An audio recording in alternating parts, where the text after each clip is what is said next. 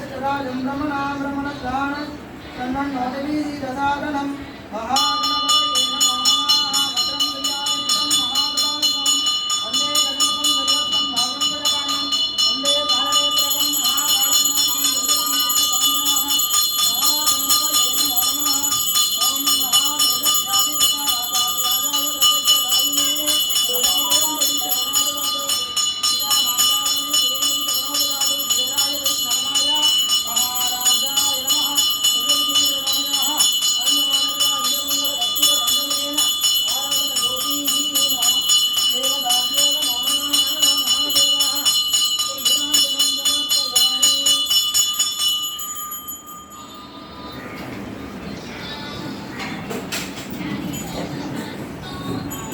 வாசிக்கப்படுகிறது.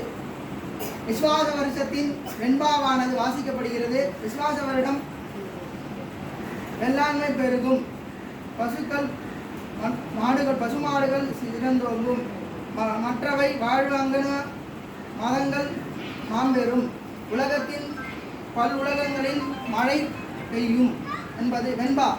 விஸ்வாச வருடத்தின் பலன். வெண்பாவின் வருஷம் விஸ்வாச வருடம் விவசாயிகள் செழிப்பார்கள், மாடுகள் மற்றும் கால்நடைகள் அதிகரிக்கும், குழந்தைகளுக்கு திவ்ய இழப்புகள் ஏற்படாது, நாட்டு மக்கள் சுபமாக வாழ்வார்கள், நாடு முழுவதும் காயங்கள் தவங்கள் நடைபெறும், நாடு முழுவதும் நல்ல மழை பெய்ய க்ஷேமம் உண்டாகும்.